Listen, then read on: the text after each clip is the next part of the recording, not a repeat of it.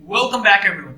So বন্ধুরা, গত পর্ব পর্যন্ত আমরা দেখেছিলাম যে আমাদের search.php টার কোনো রেজাল্ট যদি শো না করে সেক্ষেত্রে আমরা কিভাবে একটা এরর মেসেজ দেখাতে পারি।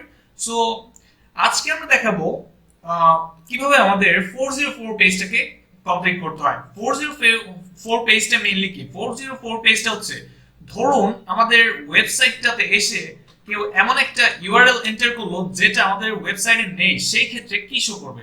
সো চলুন দেখা যাক সেটা আমরা কিভাবে কন্ট্রোল করতে পারি সেই টেমপ্লেটটাকে। সেটা কন্ট্রোল করার জন্য আমি সিম্পলি আবার কোড এডিটরে ব্যাক করছি, দেন এখানে একটা আমাদের থিমের ফোল্ডারে নতুন একটা ফাইল লিখছি।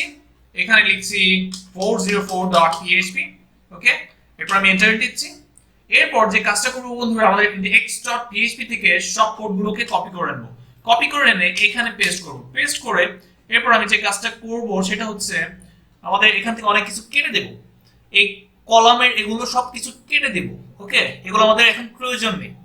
আশা করি বুঝতে পারছেন যে আমরা কি করছি। শুরুর দিকে আপনাদের এটা অনেকটা কঠিন মনে হতে পারে।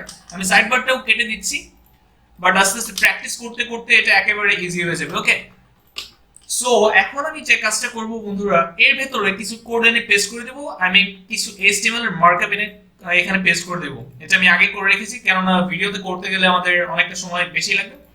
সো আমি এখন এখানে এটা পেস্ট করে দিচ্ছি। ওকে, আমি একটু ফরম্যাট করে দিচ্ছি। অলরাইট, সো আমি এখন যদি এটাকে যদি রিলোড দেই, আমাদের দেখতে পাচ্ছেন যে আমাদের এটা কিন্তু একটা 404 এরর দেখাচ্ছে। ওকে, সো এখানে দেখতে পাচ্ছেন যে আমরা আমাদের মার্কআপের মধ্যে একটা লিংক দিয়ে দিয়েছি। এখানে ক্লিক করলে আমাদেরকে হোম পেজে নিয়ে যাবে।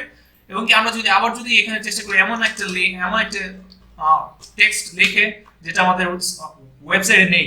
ওকে, দেখতে পাচ্ছেন যে আমাদের যে 404 এই জিনিসটা দেখাচ্ছে। এটা আমি যদি আপনাদেরকে যে কোডটা কপি করে এনে এখানে বসালাম সেটাকে যদি দেখাই, এখানে দেখতে পাচ্ছেন যে আমরা একটা h2 ট্যাগের ভিতরে এই 404টা লিখে দিয়েছি।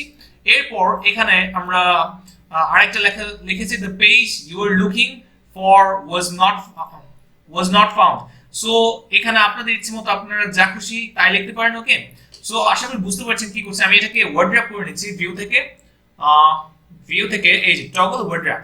অলরাইট, সো এরপরে এট লাস্ট আমি যে কাজটা করেছি, এখানে এখানে এই বাটনটা যে দেখতে পাচ্ছেন, এই বাটনটাতে ক্লিক করলে হোম পেজে চলে যাচ্ছে। সেইটার মার্কআপটা আমরা এখানে করেছি। এখানে আমরা একটা এ ট্যাগ নিয়েছি, আই মিন অ্যাঙ্কর ট্যাগ নিয়েছি। অ্যাঙ্কর ট্যাগের ভিতরে তারপর এখানে আমরা ইউআরএল এর জায়গায় আমাদের যে ওয়ার্ডপ্রেসের যে হোম ইউআরএল সেটাকে পেস্ট করে দিয়েছি এবং টেক্সটটা দিয়েছি ব্যাক টু হোম। অথবা এখন এখানে দেখতে পাচ্ছেন যে আমি যদি এখানে যদি আবার যদি ওরকম কোনো কিছু লিখে যদি এন্টার করি, দেখতে পাচ্ছেন যে ব্যাক টু হোম রয়েছে। আমি এখানে লিখে দেব গো ব্যাক টু হোম। সেই ক্ষেত্রে আমি সিম্পলি এখান থেকে গো লিখে গো ব্যাক টু হোম লিখব।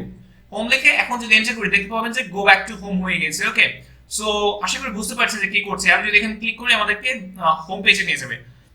সো বন্ধুরা, আজকের মতো এতটুকুই থাকছে। দেখা হবে ইনশাআল্লাহ পরবর্তী পর্বে। সবাই ভালো থাকবেন, সুস্থ থাকবেন। আল্লাহ হাফেজ।